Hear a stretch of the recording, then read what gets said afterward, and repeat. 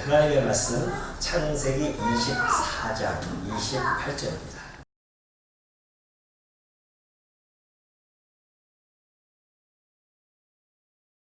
소녀가 달려가서 이 일을 어머니 집에 알렸더니 리브가에게 오라버니가 있어 그의 이름은 라반이라. 그가 운물로 달려가 그 사람에게 이르러 그의 누이의 코골이와 그 손의 손목고리를 보고 또 그의 누이 리브가가 그 사람이 자기에게 이같이 말하더라 함을 듣고 그 사람에게로 나아감이라. 그때에 그가 운물가 낙타 곁에 서 있더라. 라반이 이르되 여호와께 복을 받은 자여 들어오소서. 어찌 밖에서 있나이까. 내가 방과 낙타의 처소를 준비하였나이다. 예, 우선 31절까지만 봉독해 드립니다. 우리 지난 시간에 살펴보았듯이 이 창세기 24장이요. 창세기 50장 중에 가장 긴 장입니다. 자그마치 67절이라고 하는 긴 절을 여기다가 기록하게 되어졌는데 그 내용은 바로 아브라함의 며느리 리브가를 맞이하는 그런 내용이 담겨져 있습니다. 지난번에 말씀드렸듯이 이 장이 단순하게 한 집안의 며느리를 맞이하는 훈훈한 미담이 아니라 하나님께서 아브라함에게 하셨던 그 약속의 말씀이 어떠한 과정과 통로를 통하여서 이루어져 가고 있는가에 대한 부분을 지금 기록했다고 말씀드린 바가 있습니다. 우리는 그 과정을 통하여서 하나님이 역사를 주관해 가신다고 하는 어떤 그런 유실론적인 역사관을 우리가 정립하게 되어지고 하나님께서는 당신의 언약하신 대로 이루어 가시는 그 역사의 주관자이시다라는 사실을 우리는 깨달은 바가 있었습니다. 오늘도 계속해서요, 그 내용이 계속 진술이 되어지는데, 리브가는 그 이야기를 듣고서는 그 되어진 일들을 가지고 집에 불이 나게 가서요, 이야기를 합니다. 여차여차해서 이렇게 되어졌습니다. 라고 이야기하니까 그의 오라비 라반이 그 이야기를 듣고, 이것은 범상치 않는, 심상치 않는 일이다. 라고 생각을 하게 되어졌습니다. 그래서 불이 나게 그가 운물가에 나가서 그 아브라함이 보냈던 종을 만나는 그러한 장면이 지금 소개되어지고 있습니다. 라반이 그렇게 이야기하죠. 여호와께 복을 받은 자여 들어오소서 하면서 그를 초청하게 되어졌고 그 종은 그 집으로 들어가서 낙타의 짐을 부리고 또 집과 사료를 낙타에게 주면서 그 종과 그 동행자들을 발을 씻겨주고 발을 씻으라고 물을 주고요. 또 음식도 베풀고 그렇게 행동을 취합니다. 이것은 손님으로서 최대한 예의를 갖춰서 지금 맞이하게 되어지죠. 그렇기 때문에 종이 하는 이야기가 내가 지금부터 여기에 왜 왔는지에 대한 일들을 진술할 것인데 그렇지 않고서는 내가 마음 편히 발을 씻고 음식을 먹고 그럴 수가 없다. 편히 쉴 수가 없다는 것이죠.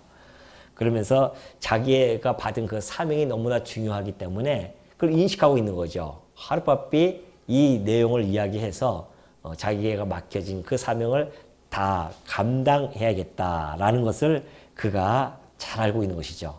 그래서 라반에게 내가 꼭 이야기하고자 합니다. 하니까 라반이 그럼 말씀해 보십시오 라고 그렇게 청하게 되어지죠. 그때 되면 34절에 그가 이르되 나는 아브라함의 종이니이다. 여호와께서 나의 주인에게 크게 복을 주시어 창성하게 하시되 송우와 양과 은금과 종들과 낙타와 나귀를 그에게 주셨고 나의 주인의 아내 사라가 노년에 나의 주인에게 아들을 낳음에 주인이 그의 모든 소유를 그 아들에게 주었나이다. 나의 주인이 나에게 맹세하게 하여 이르되 너는 내 아들을 위하여 내가 사는 땅 가나안 족속의 딸들 중에서 아내를 택하지 말고 라고 하면서 앞에 있는 부분들을 그대로 하나하나 진술해 나가고 있죠. 내가 왜 어떻게 무엇 때문에 라고 하는 육화 원칙에 의해서요. 지금 하나하나 설명을 해가고 있는 중입니다. 그것이 이제 60절, 49절까지 과거의 모든 일을 아브라함의 종이 라반에게 진술하는 내용이 있는 것이죠. 종의 진술 요지는 그렇습니다. 아브라함은 하나님이 함께 하시는 자인데 아브라함이 믿음으로 자기를 보냈다는 겁니다. 그러면서 지금까지 모든 일들은 하나님이 중심이 되어져서 만나도록 그렇게 인도해 주셨다라고 이렇게 이야기를 하죠.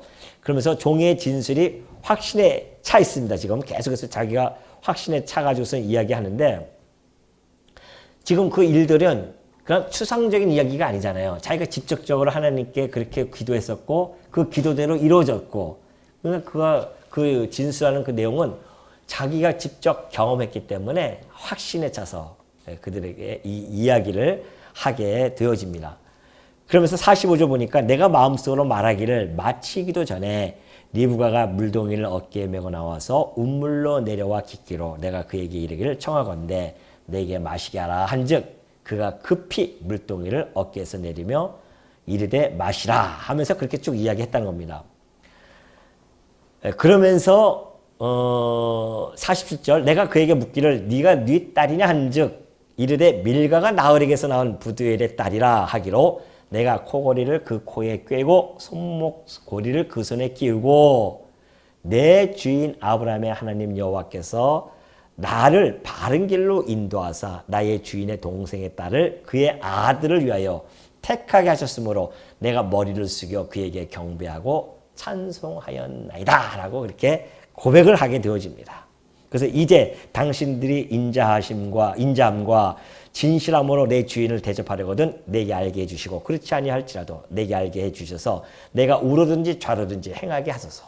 이 여차여차 이렇게 해서 왔으니까 이제는 당신들의 대답만 남아 있습니다라는 이야기죠. 당신들이 만약에 싫다면 어쩔 수 없고 좋다고 하면 내가 그를 데리고 가겠습니다라고 이야기합니다. 그러니까 지금 그 진술을 쫙 해나가면서 사실 이 24장에 방점이 있습니다.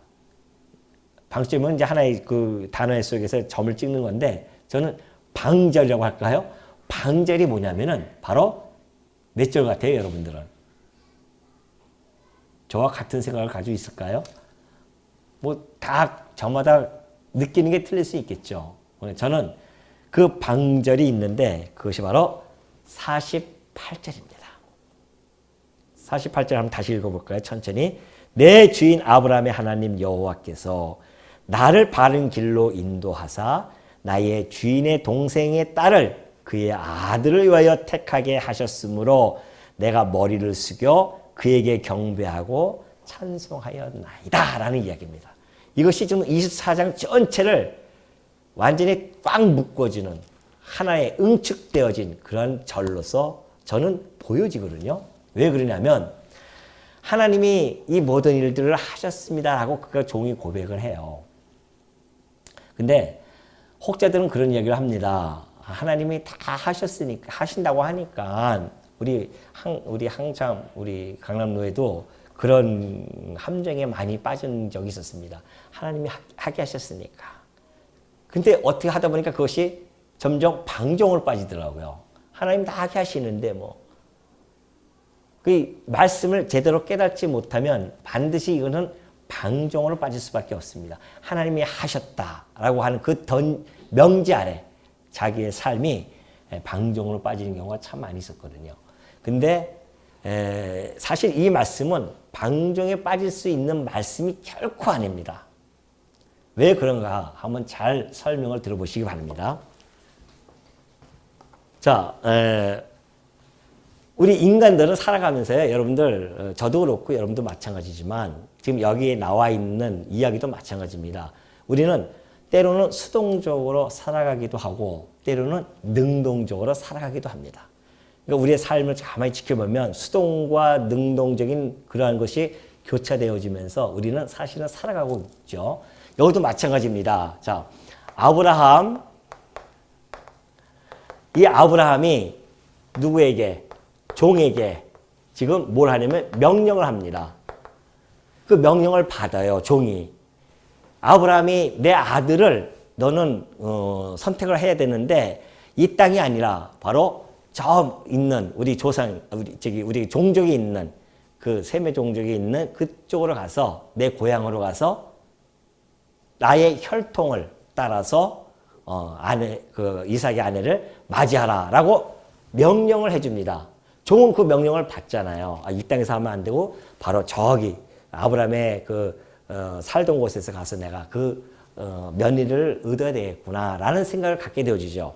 명령을 받아서 행한다고 하는 것은 종은 이때 수동적입니다. 그렇죠? 수동적으로 받아들이는 거예요. 이제 아브라함의 명령을 받았으니 이제부터 내가 일을 해야겠다라고 생각해서 그때부터 종은 계획을 세웁니다. 그죠? 말 매피를 준비하고 그다음에 일꾼들 데려갈 일꾼들을 다 준비하고 그리고 가면서 그는 기도를 하죠. 간절히 기도합니다. 하나님께서 이 일을 순조롭게 좀 해주십시오라고 기도를 합니다. 기도하면서 그는 실행에 옮기죠. 실행에 옮겼더니만 어떻게 됐습니까? 목적을 이룹니다. 목적 성취가 되어집니다.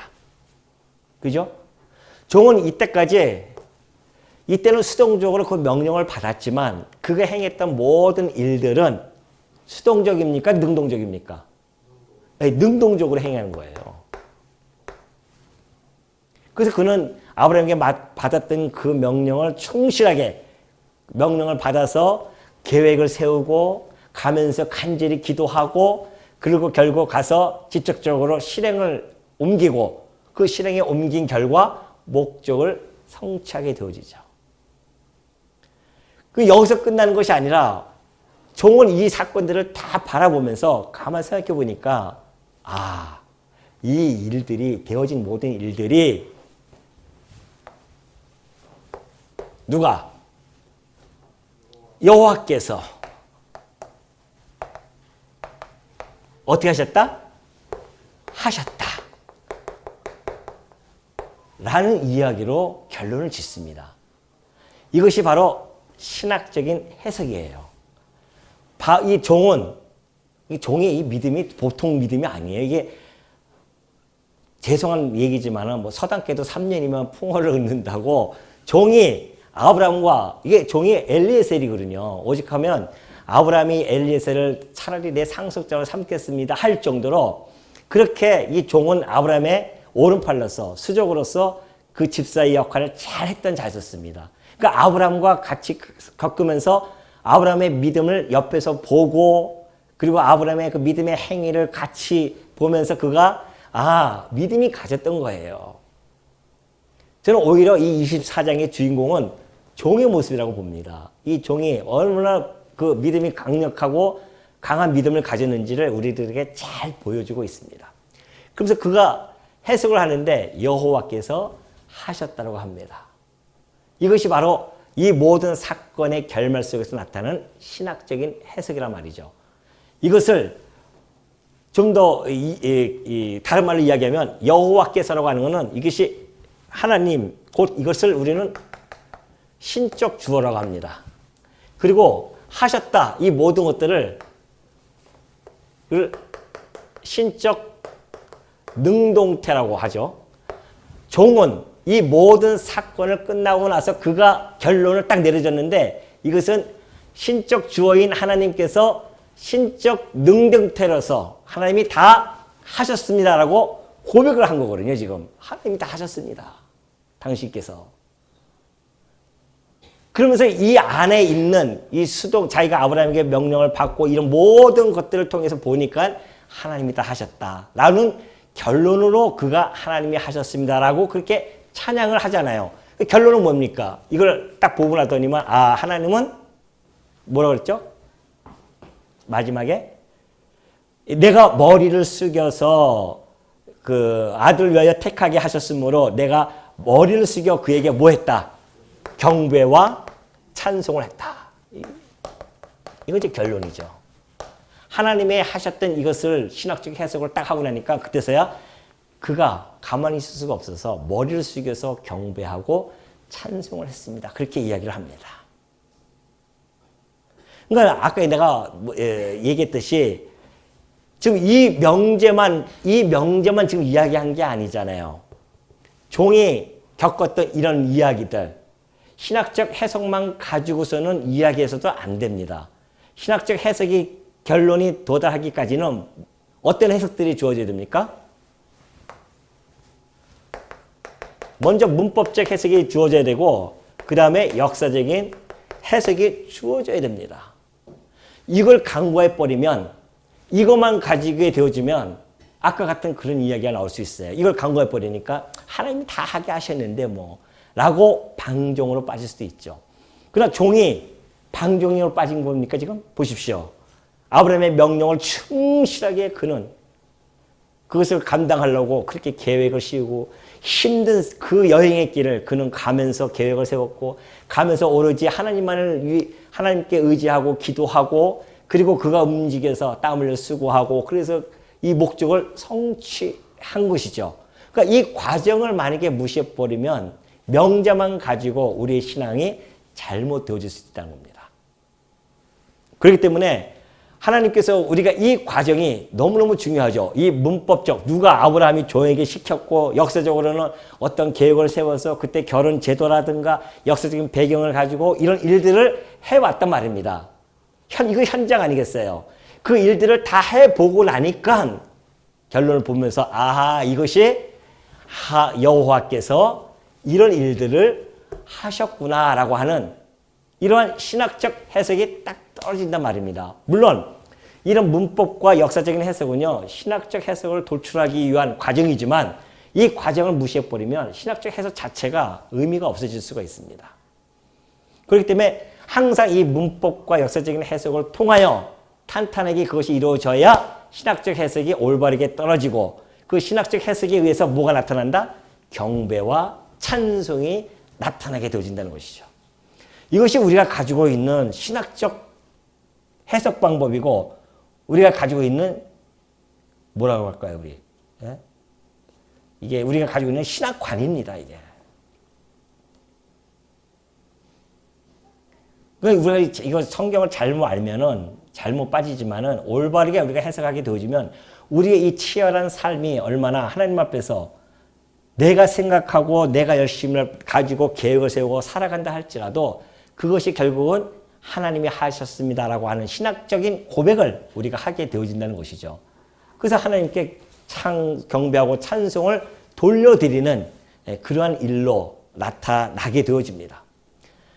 그렇기 때문에 우리가 이러한 과정을 충분히 알지 못하면은 이 신적 능동태만 가지고서는 식상해할 수가 있거든요. 많은 사람들이 그런 이야기를 한단 말이죠. 왜 다 하나님이 하셨대? 쓸데없이 왜? 그런 이야기를 우리가 그 함정에 빠져서 그걸 식상해할 수 있는데 그게 아니라는 것이죠. 이렇게 세밀하게 살펴보면은 이런 과정을 통해서 나타난 그 결론은 하나님이 하셨습니다라는 그걸 뿐이 나올 수밖에 없어요. 그러니까 바울도 그렇고 베드로도 그렇고 그렇게 바울도 그렇죠. 종으로서 그리스도의 종으로서 전도를 하고자 했던 그 뜨거운 마음, 그 사명을 받아요. 예수님으로부터 명령을 받습니다. 수동적으로 받죠. 그러나 그가 그 전도의 계획을 세우고 가서 기도하면서 가서 얻어맞고 굶주리고 헐벗고 이런 모든 것들을 실행해 나가면서 결국은 유럽의 복음화를 마기도냐서부터 시작해서 복음을 시켜나가는 그런 목적이 성취되어진단 말입니다. 그때 바울이 뭐라고 합니까? 이것이 하나님의 열심으로 나로 하여금 열심케 해서 이렇게 일이 이루어졌다고 예루살렘 교회에서 성도들에게 다 고백한단 말입니다. 이러한 어떠한 신학적인 체계를 갖추지 못하면은 반드시 균형 있는 신학적인 체계를 우리가 갖추지 못하면 기울어진 신학 체계를 통하여서 우리의 해석과 우리의 삶이 삐뚤어질 수밖에 없는, 기울어질 수밖에 없는 그런 우가 범하게 되어집니다. 오늘 제가 여러분에게 이렇게 말씀드리는 것은 바로 우리가 올바른 신학적인 균형을 잡기 위해서는 이런 말씀을 통해서 우리가 다시 한번 앞뒤 문맥을 통하여서 그리고 성경 전체에 흐르고 있는 그 하나님의 도도한 그 손길을 발견하는 자들로서 이런 것들을 통하여서 이게 이렇게 해서 하나님께 하셨다고 하는 결론까지 도달하게 되어지고 결국 하나님을 경배하고 찬송할 수밖에 없는 감탄해 할 수밖에 없는 그런 우리들의 모습을 발견하게 되어지는 겁니다. 이게 비단 이것이 뭐 종의 사건만이겠습니까? 제가 눈에 말씀드리지만 여러분들의 삶도 마찬가지 아닙니까? 여러분이 살아가면서 때로는 수동적으로 때로는 능동적으로 살아갑니다. 그러나 이 모든 나의 삶이 뒤돌아보니까 어떻게 돼요? 하나님께서 당신이 신적 주어이신 여호와께서 이 신적 능동태로서 이 모든 일들을 하나님이 하셨습니다. 라고 우리가 경배하고 찬송하게 되어진다.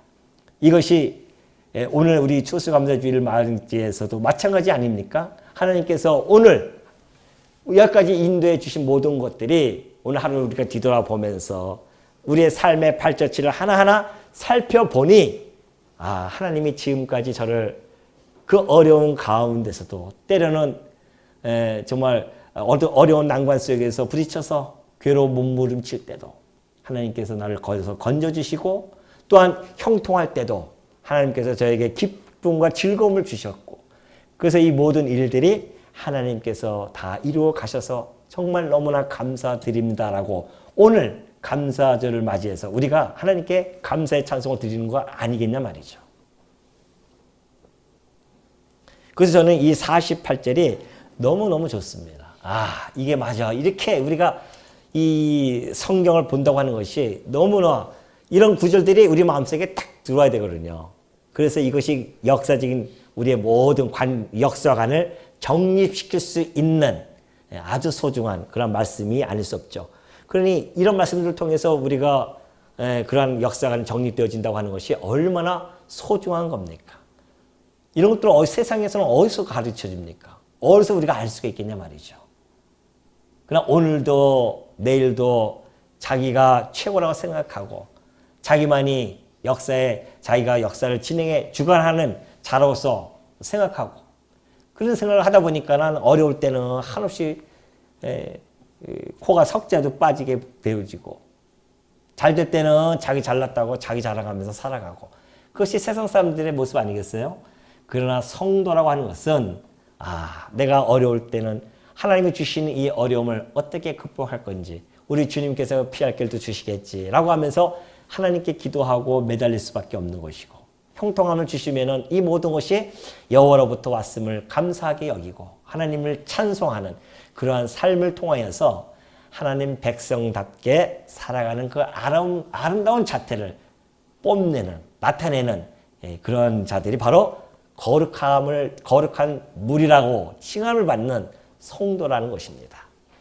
그래서 우리가 이런 구절들을 하나하나 마음속에 깊이 간직할 수밖에 없다는 것이죠. 그러면서 이제 당신들이 인자함과 진실함으로 내 주인을 대접하려거든 내게 알게 해주시고 그렇지 아니할지라도 내게 알게 해주셔서 내가 우려든지 좌로든지 행하게 하소서 했더니만 이제 라반이 이야기를 하는 겁니다. 라반과 부두엘이 대답하여 이르되 이 일이 여호와께로 말미암았으니 그 모든 이야기를 다 종이 한 이야기를 듣고 라반과 부두엘도 거기에 동조할 수밖에 없는 거죠. 야, 진짜 이게 하나님이 이 모든 일이 여호와께로 말미암았구나 라고 듣는 사람들도 거기에 동조하게 되어지고 함께 머리 숙여서 경배와 찬송을 할 수밖에 없는 그러한 지금 모습을 보여주고 있죠. 그러면서 우리는 여호와께로 말미암았으니 우리는 가부를 말할 수 없노라. 리브가가 당신 앞에 있으니 데리고 가서 여호와의 명령대로 그를 당신의 주인의 아들의 아내가 되게 하라. 데려가라는 거죠.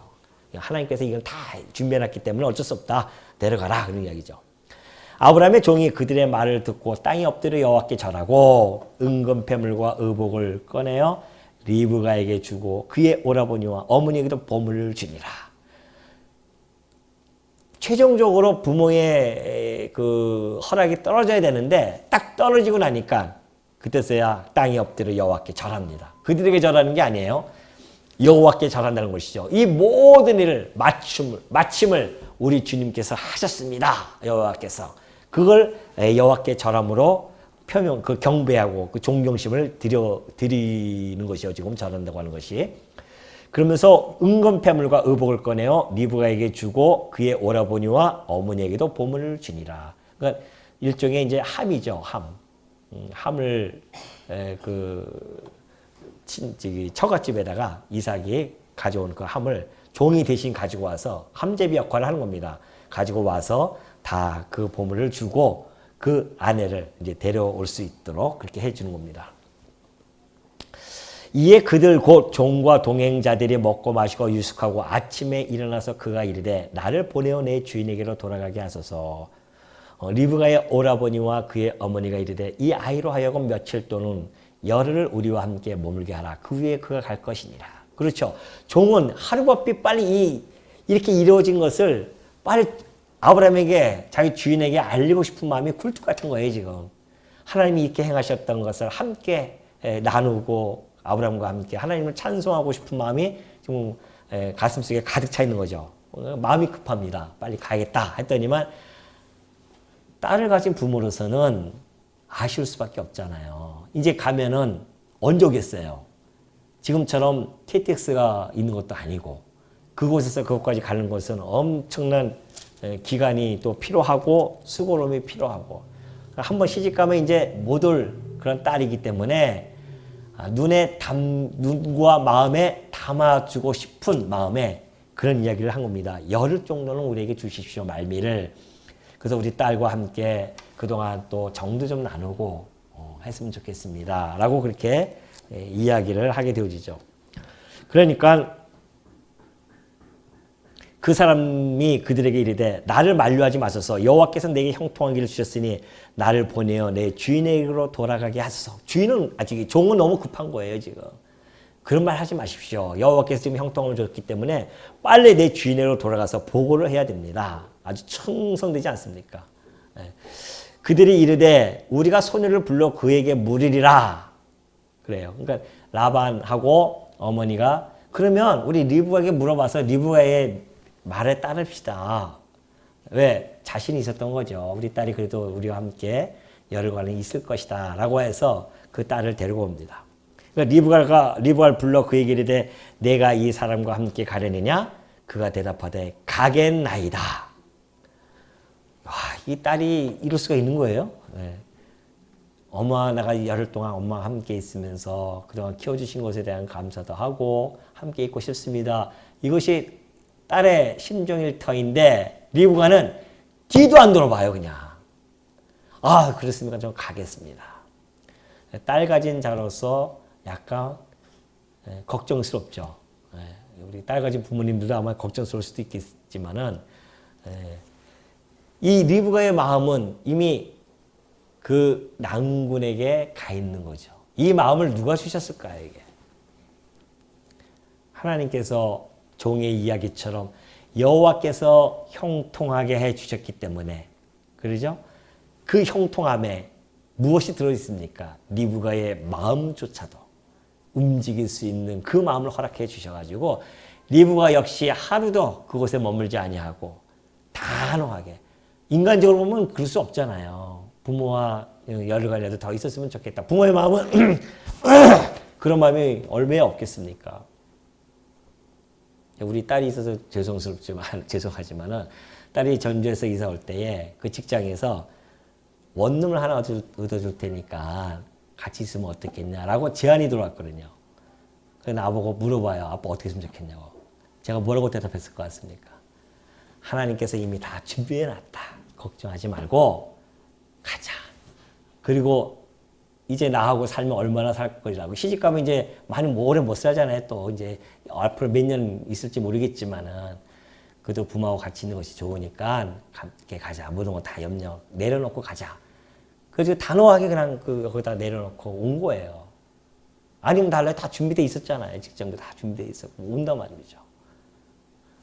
그러니까 부모의 마음은 사실 그런 거예요. 그런 거였는데, 근데 리브가도 그런 마음이 없겠어요. 그럼에도 불구하고 그가 그렇게 단호하게 얘기한 것은 분명히 하나님께서 그의 마음을 움직인 것이 틀린 겁니다. 그래서 아까 얘기했듯이 여호와께서 형통하게 하셨으므로 하는 이야기는 그 리브의 마음조차도 그가 움직여서 하루빨리 아브라함에게 가서 그에게 보여주고 하나님께서 언약을 어떻게 성취해 주시는지에 대한 부분들을 보여줌으로 말미암아 그 여호와를 아는 자들, 그 지식을 아는 자들이 모두 다 함께 뭐하기 위해서? 하나님께 경배하고 찬송케 하기 위해서. 그 종은 서둘러 그렇게 일을 추진해 가게 되어진 것입니다. 그래서 리브가는 곧 가겠다고 대답하니까 어쩔 수 없죠. 그래서 59절 보면 그들이 그 누이 리브가와 그의 유모와 아브라함의 종과 그 동행자들을 보내며 리브가에게 축복하여 이르되 우리 누이여 너는 천만인의 어머니가 될지어다. 내 씨로 그 원수의 성문을 얻게 할지어다. 여러분 이 60절 자세히 보십시오. 리브가에게 축복을 해요. 누가? 그의 오라비 라반과 그의 어머니가 축복을 하는데요. 뭐라고 하는지 아십니까? 우리 누이여 너는 천만인의 어머니가 될지어다. 첫 번째는 천만인의 어머니. 두 번째는 그 원수의 내 씨로 그 원수의 성문을 얻게 할지어다. 어디서 많이 들어본 이야기 아니에요? 어디서 들어봤습니까? 하나님께서 일찍이 사라 리브가의 시어머니 될 그 사라에게 나타나셔서 네가 열국의 어미가 될 것이다 라는 이야기를 해줍니다. 약속을 해주죠. 열국의 어미는 많은 백성의 어머니라는 뜻이고 더 이 같은 맥락입니다. 천만인의 어머니 똑같은 이야기예요. 살아 계셨던 그 언약의 내용이 지금 그 라반과 그 어머니의 입술을 통해서 그대로 전달해 주고 있는 내용입니다. 축복해 주고 있는 내용이에요. 또 하나는 일찍이 아브라함에게 내 씨가 그 대적의 문을 얻을 것이다 라고 그 언약을 해주셨는데 리브가에게 지금 내 씨로 그 원수의 성문을 얻을 것이다. 같은 내용이란 말입니다. 아니 공간도 틀리고 시간도 틀린 가운데서 하나님이 주셨던 그 내용이 어떻게 라반과 그 리브가의 어머니의 입술을 통하여서 동일하게 축복이 내려지나 말이죠. 누가 하셨을까요? 여러분이 이제 스스로 해석이 되어지잖아요. 하나님께서 여호와께서 그들의 입술을 주장하여 주사 하나님께서 그들의 입술을 통하여서 리브가에게 그러한 축복을 하도록 해주셨다. 왜? 하나님께서 하시는 이 모든 일들이 다 뭐예요? 형통한 일이기 때문에. 하나님 편에서는 형통하지 아니한 일이 있겠습니까? 하나님은 당신의 좋은 소견대로 당신의 뜻대로 모든 역사를 진행해 가시는 분이기 때문에 다 형통하게 하시는 거죠. 그러니 여호와께서 형통한다고 하는 것은 그 가운데 되어지는 모든 사건 하나하나가 다 하나님의 형통함에 포함되어져 있는 것이죠. 물론 그 사건 하나하나는 우리들에게는 형통함과 공고함이 함께 어우러져 가지만은 하나님 편에서는 다 형통함입니다. 그걸 로마서에서는 그렇게 얘기하지 않습니까? 뭐라고 얘기했습니까? 예, 협력하여 하나님의 선을 이뤄 나가는 겁니다. 모든 일들이. 그렇기 때문에 우리가 지금 여러분들이 만약에 어려움을 겪었다. 그것도 하나님께서는 형통함을 하나님 편에서는 형통함이에요. 우리 편에서는 어려운 것 같지만 그런데 나중에 알고 보니까 하나님의 그 형통함에 놓여져 있는 공고함이었기 때문에 결론적으로 뭐예요? 형통함으로 결론이 맺어지는 겁니다. 그것이 원리입니다. 하나님께서 지금 당신의 백성을 끌고 가시는 원리예요. 우리가 이 땅에서 아무리 어떤 어려움과 고통을 당한다 할지라도 우리 교회는 최종 승리가 보장되어져 있기 때문에 마지막 결론은 승리예요. 이 땅에 살아가면서 여러분들이 때로는 넘어지고 엎어질 때도 있습니다. 그런데도 불구하고 우리가 최후 승리가 보장되어 있기 때문에 우리의 삶 전체는 다 뭘로 끝난다? 승리로 끝나는 겁니다. 그래서 우리는 이 땅에서 어떠한 대적마귀가 온다 할지라도 그 대적마귀가 우리 갖다가 넘어뜨리고자 시험한다 할지라도요. 우리 성도들은 최후 승리가 보장되어 있고요. 우리 대장 되신 예수 그리스도께서 가는 곳곳마다 승리의 깃발을 꽂아놓으셨기 때문에 우리의 성도들도요. 여러분들의 삶의 그 현장 속에서 어느 곳에 가 있든지 간에 이미 승리의 깃발 아래 놓여져 있다는 사실을 결코 잊지 마시기 바랍니다. 이것이 우리 성도들에게 주어진 특권이고 권세라는 거예요. 우리 그 맛에 이 땅에 살아가는 것이지. 그런 맛도 없이 성도가 무슨 맛으로 살아갑니까? 세상에서 비록 조롱을 당한다 할지라도, 세상에서 손가락질 당한다 할지라도, 예수 믿는다고 사람들로 하여금 조롱을 받는다 할지라도요, 결코 우리가 괴로워하거나 슬퍼하거나 노하여 할 필요도 없는 것은 우리는 항상 승리가 보장되어 있는 싸움이기 때문에 염려하지 않고 우리가 나가도 된다라는 사실이죠. 그러니 이 라반과 리브가의 입술을 통하여 하나님께서 당신의 형통함을 선포해 주고 있는 내용입니다. 그리고 나서는 리브가가 일어나 여자 종들과 함께 낙타를 타고 그 사람을 따라가니 그 종이 리브가를 데리고 가니라. 그때에 이삭이 부엘라 헤로이에서 왔으니 그가 네게부 지역에 거주하였음이라. 이삭이 저물 때에 들에 나가 묵상하다가 눈을 들어보매 낙타들이 오는지라. 이삭이요, 그런 종을 보내고 나서 자기의 신부감을 데리고 온다는데 얼마나 마음이 설레겠습니까? 잠이나 제대로 오겠어요? 모르겠어요. 지금 나이로는 완전 노총각이거든요. 40살이었었습니다. 그때가. 리브가를 맞이할 때가 40살이에요. 근데 그때 당시야 뭐 노총각은 아닐 수도 있겠죠. 그때는 오래 또 살던 그런 시대였기 때문에. 그럼에도 불구하고 이삭은 마침까지 나가서 왔다 갔다 하면서 배회하면서 우리 내 섹시감이 언제쯤 올까 하고 왔다 갔다 하는 모습이 눈에 선하게 좀 들어오죠. 리브가가 눈을 들어 이삭을 바라보고 낙타에서 내려 종에게 말하되 들에서 배회하다가 우리에게로 마주오는 자가 누구냐. 종이 이르되 이는 내 주인이니이다. 리브가가 너울을 가지고 자기의 얼굴을 가리라. 이제 완전히 이제 그 사랑의 모드가 들어가는 겁니다. 이삭이 오니까는 리브가가 딱 보고 나서는 내리죠.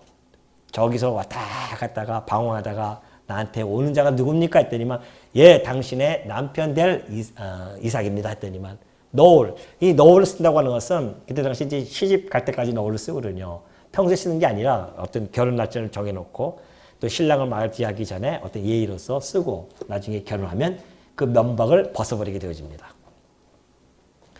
그걸 딱 쓰죠. 내려놓고서 얼굴을 가리게 되어집니다.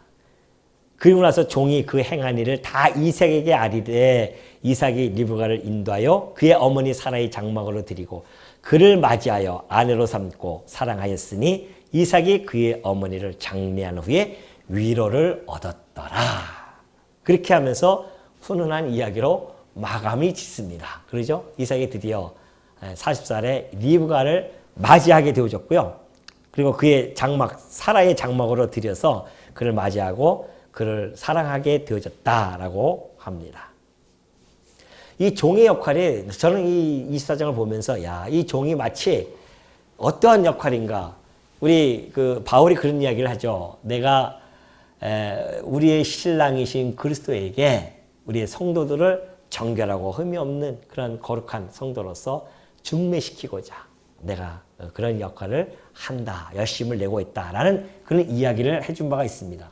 그것처럼 지금 이 종은 리브가를 통해서 그의 이삭 언약 자손에게 그 중매를 하는 그런 열심을 보여주게 되어지죠. 그래서 그걸 통하여서 결국은 하나님의 언약이 이루어집니다. 자, 결론적으로 24장 제가 서두에 말씀드렸듯이 어떻게 보면은 이렇게 이삭이 리브가를 느지막하게 맞이해서 이제 어머니를 잃었던 그 이삭이 아내를 맞이함으로 말미암아 위로를 얻는, 그래서 그 아내를 맞이하는 그러한 훈훈한 미담일 수도 있지만은, 그러나 우리는 더 나아가서 하나님께서 왜 이것을 이렇게 자세하게 기록하게 해주셨는가에 대한 부분을 오늘 48절 통해서 제가 충분히 설명을 해드렸습니다. 이걸 보여주게 하기 위해서 하나님의 언약하신 대로 그것을 이루어 가시는 분이시다. 이것을 이 역사서를 읽는 우리들, 후대들에게, 그때 당시에 있는 성도들뿐만이 아니라 후대에 하나님의 백성들이 이걸 읽음으로 말미암아 아하, 이 역사라고 하는 것이 하나님이 언약하시고 언약대로 이루시는 걸 보니 하나님이 정말 살아계시고 그분은 이런 모든 것들을 이루실 수 있는 전능자일 뿐만이 아니라 주권자이시며, 그리고 그분은 정말 신실하신 분이 틀림이 없구나 라는 그 정보를 우리들에게 가르쳐 주시고 제공해 주시기 위해서 우리는 그걸 깨닫고 뭐 한다? 경배하고 찬송케 하기 위해서. 그래서 이 모든 사건들이 결국은 우리가 지금 역사의 초입이지만, 이스라엘 역사의 초입이지만, 그러나 마지막까지 우리가 갈 때까지 이러한 이러한 이런 구도는 역사서 전반에 깔려져 있습니다. 그러니까 지금 혹시 이것이 잘 귀에 안 들어와도 상관이 없어요. 앞으로 가는 곳곳마다 하나님께서는 이걸 충분하게 우리에게 보여주실 것입니다. 왜? 역사서 전반이 다 그러니까. 언약하신 대로 당신이 직접 다 이끌어 가신다는 겁니다. 누굴 통해서? 이들을 통해서. 이 과정을 통해서. 그러니까 이들을 하나님께서 이들의 생로 병사라든가 이들의 또한 희로애락을 통하여서 당신의 뜻을 향해서 목적한 바에 따라서 하나하나 다 섭리해 가실 것이다.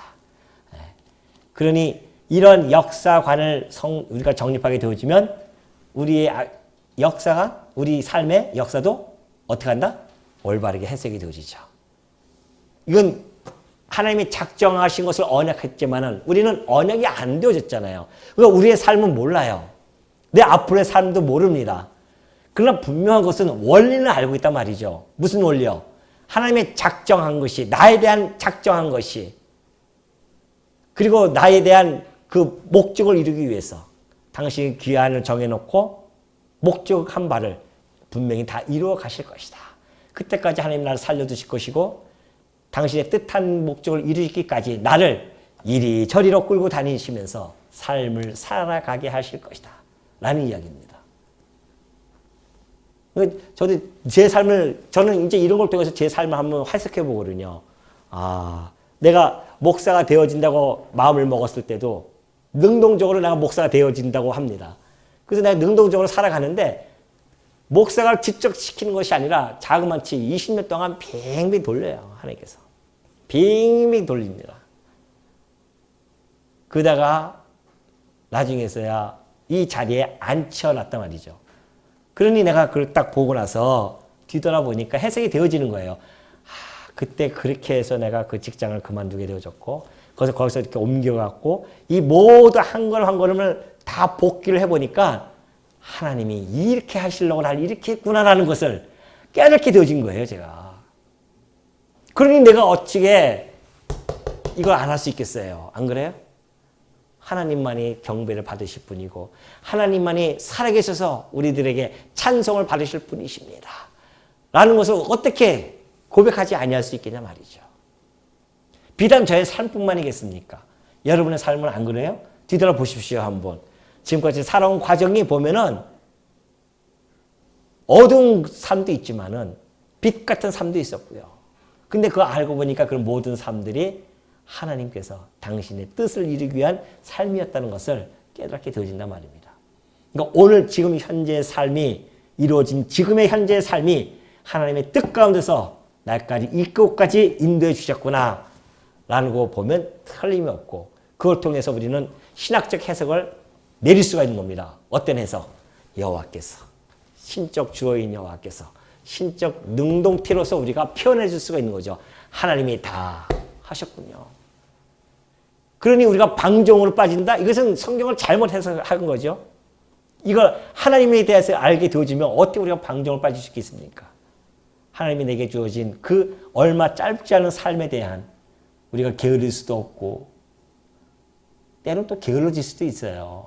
저도 살다 보면 또 게을러질 수도 있잖아요. 우리가 다 게을르다가 또 깨닫고 이게 아니구나. 하나님께서 우리에게 주신 이 삶이 얼마나 소중한 것인데 하나님께서 나를 이 땅에 보내신 목적이 있을 터인데 그 목적을 향해서 내가 지금 한 걸음 한 걸음 걸어가고 있으니 이 삶을 내가 충실하게 하나님의 영광을 위하여 먹든지 마시든지 주의 영광을 위하여 살겠나이다 라고는 신학적 고백이 나올 수밖에 없다는 사실 여러분 마음속에 꼭 간직해 주시기 바랍니다.